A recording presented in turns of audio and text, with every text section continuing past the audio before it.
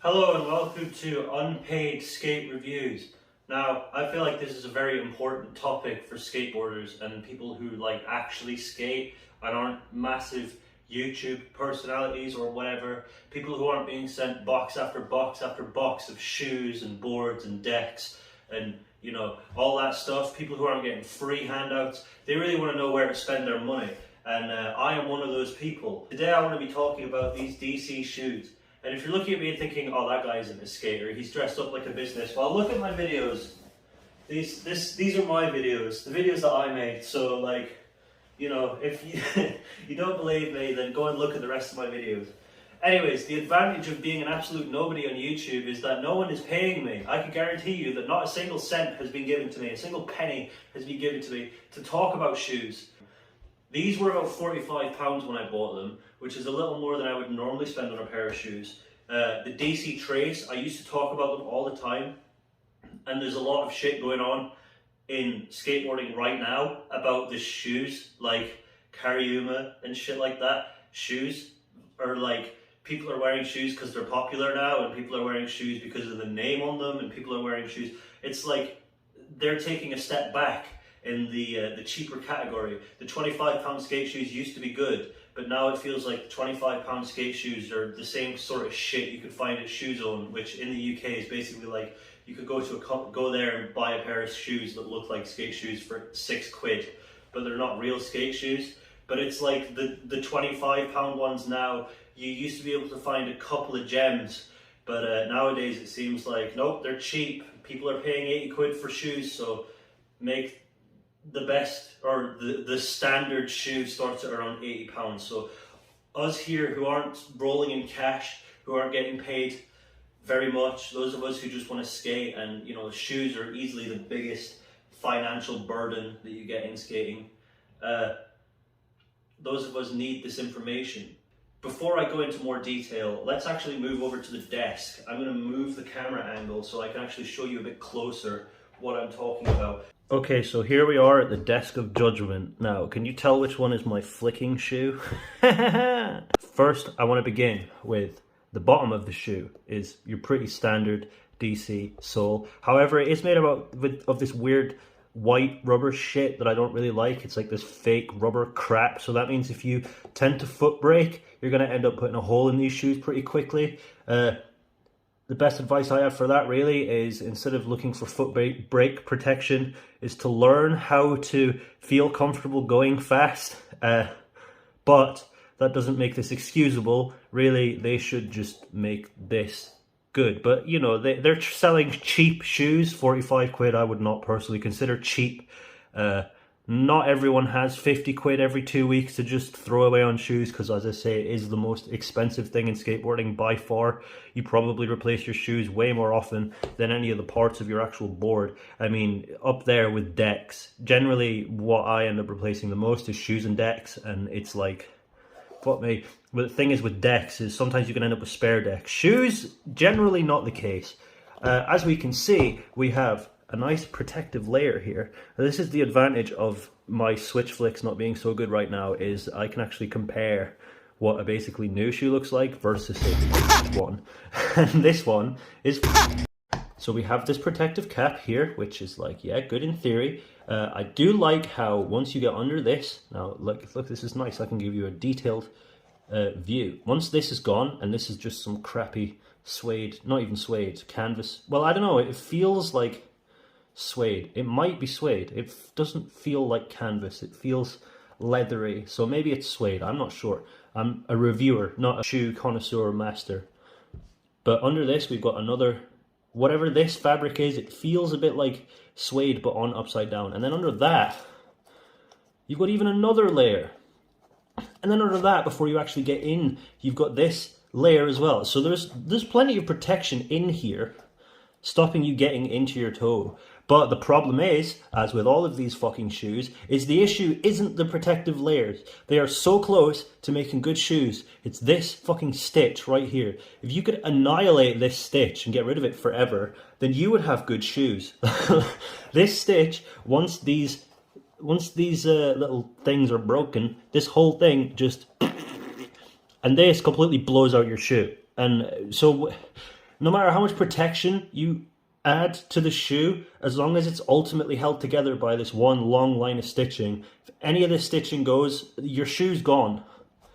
So they spend all this money adding extra padding and padding and padding, but nothing to hold it in place. How does that make any sense? Like, this is the stupidest thing.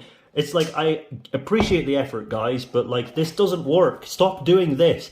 This seems to be an issue with DC shoes, but cheaper shoes you'll find will have this horrible, horrible one-line stitch thing, and it's like as soon as that stitch is gone, for some reason they attach the stitch directly to where the tongue of the shoe would be, and that means when the stitch is gone, the tongue blows out and you've got an entire half of the shoe that just explodes. And yeah, that really annoys me. Another thing is lace placement. Not my jam, personally. I would rather you just never put these two eyelets in. If it's cheaper for you to not put these two bottom eyelets in and just leave the top four, do that, because they'll last way longer. But they don't want your shoes to last longer. They want you to keep buying shoes. That's the thing. They don't want you to not have this sinkhole of an expense. I actually considered quitting skateboarding several times for several reasons, but one of the main ones that makes the most sense to me right now is because I can't afford to keep buying shoes. Like, quite literally. Constantly buying shoes is not my fucking jam. I think normal people with shoes, like, how often do you replace your shoes if you don't skate? Like, you just don't do it. So the fact that these are designed to be skate shoes, yet they still have these horrible issues with the stitching and stuff, it's like, make them better. You don't make, there should be a rating for this sort of thing, right? You make fishing waders or whatever. You don't put a retarded little fishing stitch that if you snag it on a rock once, then your entire welly explodes and then you've got 600 fish and your feet are all wet. It doesn't work like that. Why is it only skate shoes that do this shit? We've got these mystery holes, which, I mean, I guess your feet don't really sweat in these, but they also do. So there's like no point in this. I mean, I get that the whole point is to air your feet out so your feet don't sweat, but my feet have never been more sweaty than in these fucking things. And I have sweaty feet. Like, I mean, I don't want to put any images in your head of my sweaty feet getting dipped into your salad and then you taking a big bite, because that's how salad is made. But no, I have sweaty feet. Anything that can prevent that is a big fucking blessing to me, and this sort of thing doesn't do anything for me. The insoles in here, the stock insoles, are very thin, but they're serviceable. You don't feel the bottom of the shoe very well. You actually do feel quite comfortable when these shoes are on. As far as width goes, there's enough room here for the shoe to expand a little bit wide-ways. Some shoes don't even have that, so you put them on, if you've got wide feet like I do, they just hurt and they rub here. This is another thing I want to talk about as well, is heel blisters. I didn't get any in these. I think it's because there's this nice cushioning in here. You can feel, actually, there's been more attention to detail inside here than most shoes of this price range, which is nice. I love this cushioning thing that they do here because it prevents heel blisters and it makes the shoes feel good on your feet. I think more companies should do that. I know a lot of companies do, but if you could do that in a cheaper price range, like skip the stupid shit on the front, change the stitching a bit, and then just keep this shit in the cheaper shoes, then we'd have a good cheap shoe. But these, I'm going to say, are pretty much just average. There's not much else I could talk about, to be quite honest. They do take a little bit of a beating, but as you can see here, this is my other foot. I don't even foot brake with, this is my back foot, right? So this is the one I foot brake with. This is the one I push with. Look what I've done here by pushing. This shouldn't happen from pushing. Foot braking makes sense. If you're dragging your foot along the floor, you know, you expect it to go, but what is this shit? And I can actually, feeling this, I can actually feel like I could pierce through this. If I pushed hard enough, I could, hold on, let me take the insole out. See if I can. This feels like it's ready to go, but actually there is actually a little bit of fabric still in there separating the bare rubber from your feet. So even if your insole isn't in there, which I don't recommend skating without insoles, or wearing shoes without insoles, that's a horrible idea. But yeah, so if you do get a hole in there, you will have some protection from that. I guess I didn't have that issue because I didn't put the hole in the shoe. The shoe didn't last long enough for the hole to actually become a hole. But yeah, this whole thing, I like where you're going, I like where your head's at with this, But this stitching has got to go, man. Get rid of this stitching and people will love your shoes, honestly. Because you get reviews from people on this website who are paid to say good things or bad things about other shoes. You don't get real people who are going, oh yeah, my shoes are fucked. Because these people have so many shoes that as soon as they get the smallest amount of damage on their shoes are gone. They don't go, oh, well, I need to wear these shoes for the rest of the month because they're the only pair that I've got. That doesn't happen anymore. So, or at least it does, and the people out there aren't fucking talking about it because they go to shoe reviews and they find people who have a new pair of shoes every 2 days, like, because they've got 6,000 boxes of it. And I know I'm just complaining right now, but I'm just saying that's the way it is, okay? Shoe companies are paying people to talk good about shoes when they're not really, you know, there's no really difference. I mean, there is a difference. There's a massive difference in all the shoes. But what I want is quality for low price. And it's like, you can't have both. You get what you pay for. It's like, no, that's bullshit.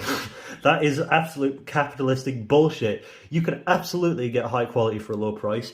I do not give a shit who you are. It's just if the company is willing to manufacture and sell a good product for less, like, that's all it comes down to. It doesn't come down to, oh, well, because think, for example, you spend 130 quid on the Niger Freeze, maybe they'll last you another month. Yeah, great, okay, but you have now spent enough money you could spend on 5 pair of shoes. So if you could just have 1 pair of shoes that are practical and then keep buying them, then that would be great. I love the State shoes, but they don't sell them in the UK anymore, so I'm resorting to going back to laces. I really want slip-ons. If DC did some slip-ons, maybe they would be okay. But judging by the stitching that they like to do, probably not.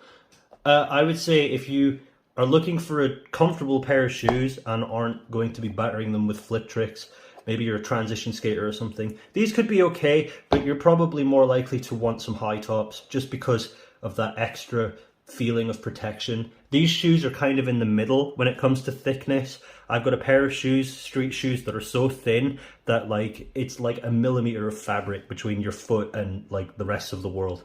This is puffy, but it's not chunky.